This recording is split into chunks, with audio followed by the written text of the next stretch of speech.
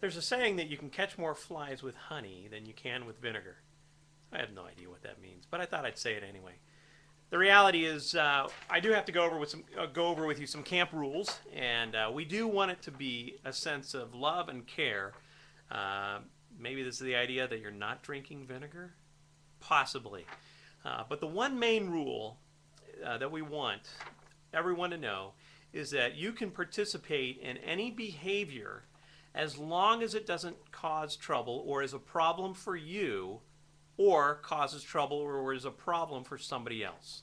And so as I give out these rules, they are really a way to protect and provide the students and yourself so that we have a great camp environment. You will hopefully get a list of camp rules. There's about 13, 14 of them. Some of them are a little silly. Some of them are very important. So I'm going to read them off just so that you know what these rules are. Students and leaders are expected to participate in all conference programmed activities. Okay? So that's one. Two is because the right of privacy must be maintained, boys stay in boy cabins, girls stay in girl cabins, no mixing of that guys and girls in the opposite sex cabins. We need to make sure that guys and girls know that their places are private and safe. Appropriate behavior and dress.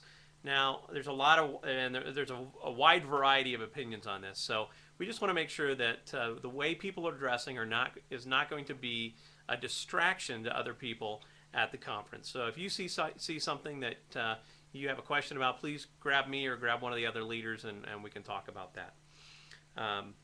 Don't disturb the peace and quiet. In after hours, you'll notice on the schedule it says lights out, and then leaders meeting.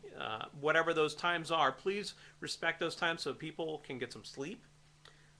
Another thing is to keep camp clean. If you see something on the ground, please pick it up. If you see something dirty, clean it up.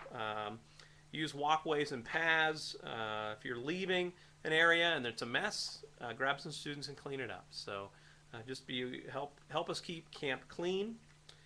No radios. I'm not even sure if students bring radios anymore. I mean, they used to have the big boom boxes, they don't do that anymore. So cell phones, CDs, MP3 players, mini DVD players, electronic devices, we don't want them. Those can be a distraction. Those can hinder a student in the relationship with others, and it takes them away from the conference. So we're going to tell students no electronic devices, and specifically cell phones.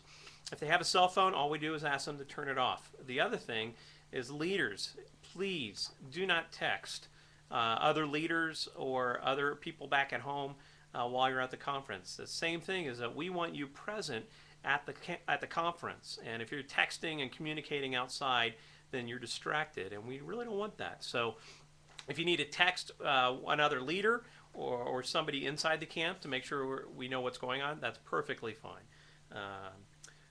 No pets. I don't know why any kid would bring a pet up to this conference, but no pets. A couple things that are probably a problem, and this is where I really want to get to the honey side of things, is the use of tobacco products is prohibited.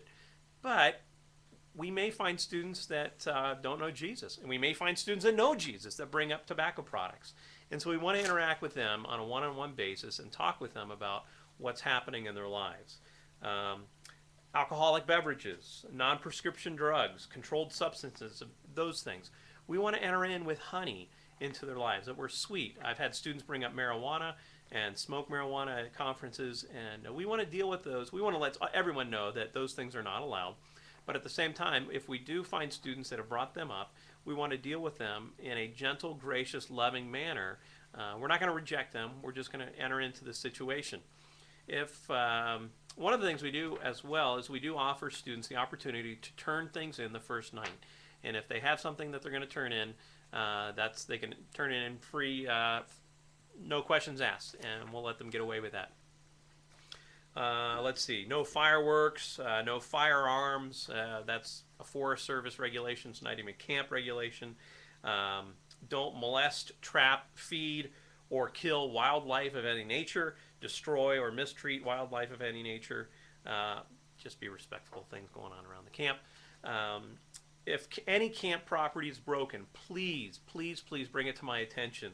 If it's broken, destroyed, defaced, graffitied, willfully, maliciously destroyed or damaged, we need to know about that. What happened? How did it break? Is the student or the adult responsible to pay for it, or was it just an accident? Let us know. If a student needs to leave camp, if for whatever reason they're homesick, they're ill, there's an emergency in the family, please let me know so that we can keep track of what's going on with the students.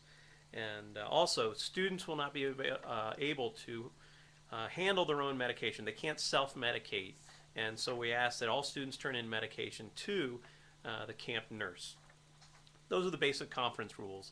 And our hope is that by giving these rules out, that kids will have a safe environment to explore the relationship with Jesus Christ. Again, the main rule is that you can participate in any behavior as long as it is not a problem for yourself or somebody else.